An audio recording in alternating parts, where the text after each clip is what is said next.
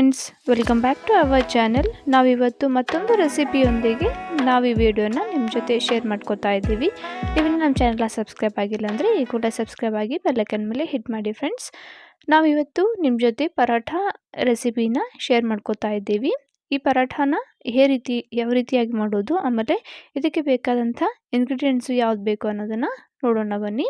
So ಇದಕ್ಕೆ ನಾವು use ಮಾಡ್ತಕ್ಕಂಥ ಇಂಗ್ರೀಡಿಯೆಂಟ್ಸ್ ಬಂದುಬಿಟ್ಟು ಆನಿಯನ್ನು, 2 ಆನಿಯನ್ಗಳನ್ನು ನಾನಿಲ್ಲಿ ಕಟ್ ಮಾಡ್ಕೊಂಡಿದ್ದೀನಿ, 2 ಟೊಮ್ಯಾಟೊ, ಅದ್ರ ಜೊತೆಗೆ ಪಾಲಕನ್ನು ಕೂಡ ನಾನಿಲ್ಲಿ ಕಟ್ ಮಾಡ್ಕೊಂಡಿದ್ದೀನಿ. ಈ ಆನಿಯನ್, ಟೊಮ್ಯಾಟೊ, ಪಾಲಕ್ ಏನಿದೆಯಲ್ಲ ಇವುಗಳನ್ನು ಚಿಕ್ಕದಾಗಿ ಕಟ್ ಮಾಡ್ಕೊಬೇಕು. ಅಂದರೆ ಪರೋಟದ ಮಾಡಲಿಕ್ಕೂ ಕೂಡ ನಮಗೆ ಕನ್ವೀನಿಯೆಂಟ್ ಆಗಬೇಕು ಆ ರೀತಿಯಾಗಿ. ಜೊತೆಗೆ ಇಲ್ಲಿ ಕಡಲೆ ಹಿಟ್ಟು, ಅಕ್ಕಿ ಹಿಟ್ಟು, ಅದೇ ರೀತಿಯಾಗಿ ಗೋಧಿ ಹಿಟ್ಟನ್ನು ನಾನಿಲ್ಲಿ ತೊಗೊತಾ ಇದ್ದೀನಿ. ಗೋಧಿ ಹಿಟ್ಟಿನ ಪ್ರಮಾಣ ಸ್ವಲ್ಪ ಜಾಸ್ತಿ ಇದೆ, ಅಕ್ಕಿ ಹಿಟ್ಟಿನ ಪ್ರಮಾಣ ಕಂಪೇರ್ ಮಾಡಿದಾಗ. ಇವಾಗ ಈ ಇಂಗ್ರೀಡಿಯೆಂಟ್ಸ್ಗಳನ್ನ ಯೂಸ್ ಮಾಡ್ಕೊಂಡ್ಬಿಟ್ಟು ಈ ಪರೋಟನ ಮಾಡೋಣ ಬನ್ನಿ. ಮೊದಲು ಒಂದು ಬೌಲ್ನ ತೊಗೊಂಡು ಆ ಬೌಲಿಗೆ ಆಗಲೇ ತೋರಿಸಿದಂಥ ಗೋಧಿ ಹಿಟ್ಟನ್ನು ಒಂದು ಬೌಲನ್ನು ತುಂಬ ಹಾಕ್ತಾಯಿದ್ದೀನಿ ಈ ಬೌಲ್ಗೆ. ಜೊತೆಗೆ ಅಕ್ಕಿ ಹಿಟ್ಟನ್ನು ನಾನು ಇದಕ್ಕೆ ಸೇರಿಸ್ತಾ ಇದ್ದೀನಿ. ಅಕ್ಕಿ ಹಿಟ್ಟಿನ ಪ್ರಮಾಣ ಸ್ವಲ್ಪ ಕಡಿಮೆ ಇರಲಿ. ಅದೇ ರೀತಿಯಾಗಿ ಆಗಲೇ ತೋರಿಸ್ತಕ್ಕಂಥ ಕಡಲೆ ಹಿಟ್ಟನ್ನು ಕೂಡ ನಾವು ಇದಕ್ಕೆ ಸೇರಿಸ್ತಾ ಇದ್ದೀವಿ. 1 ಬೌಲ್ನಷ್ಟು ಇದಕ್ಕೆ ಹಾಕ್ತಾ ಇದ್ದೀನಿ. ಕಡಲೆ ಹಿಟ್ಟಿನ ಪ್ರಮಾಣ ಸ್ವಲ್ಪ ಜಾಸ್ತಿ ಇದ್ದರೂ ಕೂಡ ನೀವು ಚೆನ್ನಾಗಿ ಬರುತ್ತೆ. ಅದೇ ರೀತಿಯಾಗಿ ಆನಿಯನ್ ಏನು ಕಟ್ ಮಾಡ್ಕೊಂಡಿಟ್ಟಿದ್ವಲ್ಲ ಅದನ್ನು ಕೂಡ ಇದಕ್ಕೆ ಸೇರಿಸ್ತಾ ಇದ್ದೀನಿ. ಆಮೇಲೆ ಟೊಮೆಟೊ ಈ ರೀತಿಯಾಗಿ ಇದಕ್ಕೆ ಹಾಕ್ತಾ ಇದ್ದೀನಿ. ಇವಷ್ಟೇ ಅಂತೇನಿಲ್ಲ, ಬೇರೆ ವೆಜಿಟೇಬಲ್ಸ್ ಇದ್ದರೂ ಕೂಡ ನೀವು ಹಾಕೊಬೋದು ಫ್ರೆಂಡ್ಸ್. ನಾವು ವೆಜಿಟೇಬಲ್ಸ್ ಇರಲಿ ಅಂತ ನಾನು ಇದ್ರ ಜೊತೆಗೆ ಆನಿಯನ್, ಟೊಮೆಟೊ ಜೊತೆಗೆ ನಾನು ಪಾಲಕನ್ನು ಕೂಡ ಇದಕ್ಕೆ ಚಿಕ್ಕದಾಗಿ ಕಟ್ ಮಾಡ್ಕೊಂಬಿಟ್ಟು ಹಾಕೋತಾ ಇದ್ದೀನಿ. ಸೊ ನೀವು ಕ್ಯಾರೆಟ್ ಇಷ್ಟಪಡ್ತಾ ಇದ್ದರೆ ಅದನ್ನು ಕೂಡ ನೀವು ಕಟ್ ಮಾಡ್ಕೊಂಬಿಟ್ಟು ಇದಕ್ಕೆ ಸೇರಿಸ್ಬೋದು. ಇದಕ್ಕೆ ಚೆನ್ನಾಗಿ ಬರುತ್ತೆ. ವೆಜಿಟೇಬಲ್ಸ್ ಎಷ್ಟು ಹಾಕ್ತೀರೋ ಅಷ್ಟು ಚೆನ್ನಾಗಿ ಬರುತ್ತೆ. ಇದಕ್ಕೆ ಅರಿಶಿನ ಹಾಕ್ತಾ ಇದ್ದೀನಿ. ಅದೇ ರೀತಿಯಾಗಿ ಇದಕ್ಕೆ ಮಸಾಲ ಪುಡಿಯನ್ನು ನಾನು ಹಾಕ್ತಾ ಇದ್ದೀನಿ. 1 ಚಮಚದಷ್ಟು ಹಾಕಿದರೆ ಸಾಕು ಫ್ರೆಂಡ್ಸ್. ಜೊತೆಗೆ ಖಾರನ ಹಾಕ್ತಾ ಇದ್ದೀನಿ. 2 ಚಮಚದಷ್ಟು ಇಲ್ಲಿ ಖಾರನ ನಾನು ಸೇರಿಸ್ತಾ ಇದ್ದೀನಿ. ನಿಮ್ಮ ಮನೆಯಲ್ಲಿ ಖಾರ ಕಡಿಮೆ ಯೂಸ್ ತಿಂತಾಯಿದ್ರೆ ಕಡಿಮೆನೂ ನೀವು ಹಾಕ್ಬೋದು, ಅಥವಾ ಮಕ್ಕಳಿದ್ದರೆ ಕಡಿಮೆ ಹಾಕಿ ನೀವು ಮಾಡ್ಬೋದು ಈ ಪರೋಟಾನ. ರುಚಿಗೆ ತಕ್ಕಷ್ಟು ಉಪ್ಪನ್ನು ನಾನಿಲ್ಲಿ ಸೇರಿಸ್ತಾ ಇದ್ದೀನಿ. ಹಿಟ್ಟಿನ ಪ್ರಮಾಣ ಜಾಸ್ತಿ ಇರೋದ್ರಿಂದ ಉಪ್ಪು ಕೂಡ ಸ್ವಲ್ಪ ಜಾಸ್ತಿ ಇರಲಿ. ಆಮೇಲೆ ಸಕ್ಕರೆ, ಅಜ್ವೈನನ್ನು ಕೂಡ ನಾನು ಹಾಕ್ತಾ ಇದ್ದೀನಿ. ಅಂದರೆ ಹೊಟ್ಟೆ ಉಬ್ಬರು ಆಗಲ್ಲ, ಅದಕ್ಕೆ ಅಜ್ವೈನ್ ತುಂಬ ಡೈಜೆಷನ್ಗೆ ಹೆಲ್ಪ್ ಆಗುತ್ತೆ. ಅದನ್ನು ಕೂಡ ನಾವಿಲ್ಲಿ ಹಾಕಿಬಿಟ್ಟು ಚೆನ್ನಾಗಿ ಈ ರೀತಿಯಾಗಿ ಮಿಕ್ಸ್ ಮಾಡ್ಕೊಬೇಕು ಫ್ರೆಂಡ್ಸ್.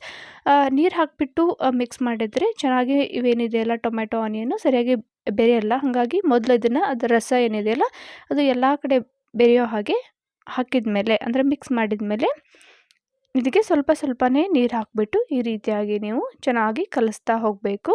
ಅಂದರೆ ಒಂದೇ ಕಡೆ ಏನೋ ವೆಜಿಟೇಬಲ್ಸು ಉಳಿಯಲ್ಲ. ಎಲ್ಲ ಹಿಟ್ಟಿನ ಜೊತೆಗೆ ಸಮ ಪ್ರಮಾಣವಾಗಿ ಎಲ್ಲ ವೆಜಿಟೇಬಲ್ಸ್ ಆಗಲಿ, ಎಲ್ಲ ಏನು ಇಂಗ್ರೀಡಿಯೆಂಟ್ಸ್ ಹಾಕಿದ್ವಲ್ಲ ಅದು ಸರಿಯಾಗಿ ಸ್ಪ್ರೆಡ್ ಆಗುತ್ತೆ. ಹಾಗಾಗಿ ಸ್ವಲ್ಪ ಸ್ವಲ್ಪನೇ ಹಾಕಿ ಈ ರೀತಿಯಾಗಿ ಡೋನ ನೀವು ಪ್ರಿಪೇರ್ ಮಾಡ್ಕೊಬೇಕು ಫ್ರೆಂಡ್ಸ್.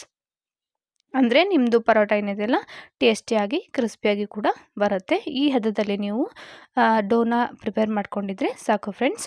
ಇದೇನು ಹಿಟ್ಟು ಏನಿದೆಯಲ್ಲ ಚೆನ್ನಾಗಿ ನೆಂದ್ಕೊಬೇಕು. ಅದಕ್ಕೋಸ್ಕರ ಇದನ್ನು ಒಂದು ಪ್ಲೇಟ್ ತೊಗೊಂಬಿಟ್ಟು ಕವರ್ ಮಾಡ್ತಾ ಇದ್ದೀನಿ. 15 ಮಿನಿಟ್ಸ್ ನೀವು ಅದನ್ನು ನೆನೆಯಲಿಕ್ಕೆ ಬಿಟ್ಟರೆ ಸಾಕು. ಒಂದು ತವೆನ ತೊಗೊಂಬಿಟ್ಟು ಆ ತವೆಗೆ ಸ್ವಲ್ಪ ಎಣ್ಣೆನ ಹಾಕಿ ಈ ರೀತಿಯಾಗಿ ಡೋ ಏನು ಪ್ರಿಪೇರ್ ಮಾಡ್ಕೊಂಡಿದ್ವಲ್ಲ ಅದನ್ನು ಇದೇ ರೀತಿಯಾಗಿ ಸ್ಪ್ರೆಡ್ ಮಾಡ್ಕೊಬೇಕು. ಈ ಸ್ಪ್ರೆಡ್ ಮಾಡಿಕೊಳ್ಳುವಂಥ ಸಂದರ್ಭದಲ್ಲಿ ಸ್ವಲ್ಪ ನಿಮ್ಮ ಕೈಗಳಿಗೆ ನೀರನ್ನು ಅದ್ದಿ ಅದನ್ನು ಸ್ಪ್ರೆಡ್ ಮಾಡಬೇಕು ಫ್ರೆಂಡ್ಸ್. ಇಲ್ಲಾಂದರೆ ಕೈಗೆ ಅಂಟ್ಕೊಂಡ್ಬಿಟ್ಟು ಸರಿಯಾಗಿ ಪರೋಟ ಬರಲ್ಲ. ಆಮೇಲೆ ಉಗಿಯಲ್ಲಿ ಸರಿಯಾಗಿ ಬೆನ್ಕೋಲಿ ಅಂತ ಮೇಲ್ಗಡೆ ಕವರ್ ಮಾಡಿಬಿಟ್ಟು ಇದನ್ನು ಬೇಯಿಸಬೇಕು.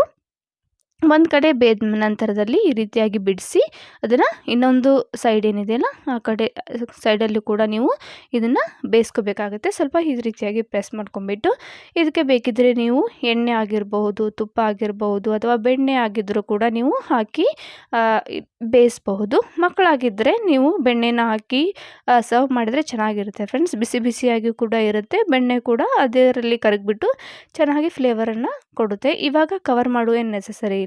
ಇನ್ನೊಂದು ರೀತಿಯಾಗಿ ತಾನೇ ಬೆಂದ್ಕೊಂಡಿರುತ್ತೆ.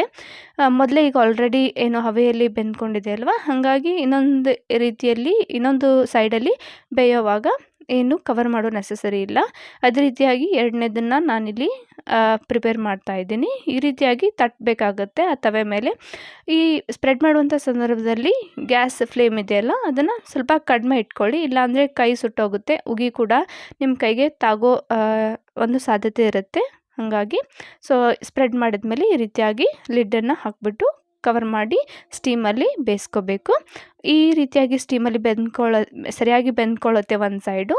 ಇನ್ನೊಂದು ಸೈಡನ್ನು ನೀವು ಟರ್ನ್ ಮಾಡಿಬಿಟ್ಟು ಅದನ್ನು ಕೂಡ ನೀವು ಚೆನ್ನಾಗಿ ಬೇಯಿಸ್ಕೋಬೇಕು ಫ್ರೆಂಡ್ಸ್.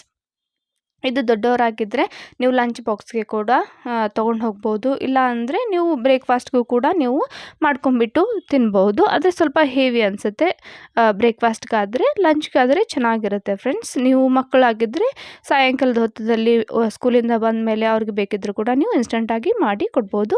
ಇವತ್ತು ನಮ್ಮ ಏನು ರೆಸಿಪಿ ಇದೆಯಲ್ಲ ನಾನು ಮೊಸರಿನ ಜೊತೆಗೆ ಸರ್ವ್ ಮಾಡ್ತಾಯಿದ್ದೀನಿ. ನೀವು ಕೆಚಪ್ ಜೊತೆಗೆ ಇದನ್ನು ಕೊಡ್ಬೋದು, ಅಥವಾ ಕೊಬ್ಬರಿ ಚಟ್ನಿ ಜೊತೆಗೆ ಕೂಡ ನೀವು ಸರ್ವ್ ಮಾಡ್ಬೋದು. ನೀವು ನೋಡ್ತಾ ಇರ್ಬೋದು ಈ ರೀತಿಯಾಗಿ ಚೆನ್ನಾಗಿ ಬೆಂದ್ಕೊಂಡಿದೆ. ಮೊಸರಲ್ಲಿ ಕಾಂಬಿನೇಷನ್ ತುಂಬ ಚೆನ್ನಾಗಿರುತ್ತೆ ಫ್ರೆಂಡ್ಸ್. ಇವತ್ತಿನ ರೆಸಿಪಿ ನಿಮಗೆ ಇಷ್ಟ ಆಗಿದೆ ಅಂದ್ಕೊತೀನಿ. ಇಷ್ಟ ಆಗಿದ್ದಲ್ಲಿ ಲೈಕ್ ಮಾಡಿ, ಕಮೆಂಟ್ ಮಾಡಿ, ಹಾಗೆ ನಿಮ್ಮ ಫ್ರೆಂಡ್ಸ್ ಜೊತೆಗೂ ಕೂಡ ಶೇರ್ ಮಾಡಿ ಫ್ರೆಂಡ್ಸ್. Thank you.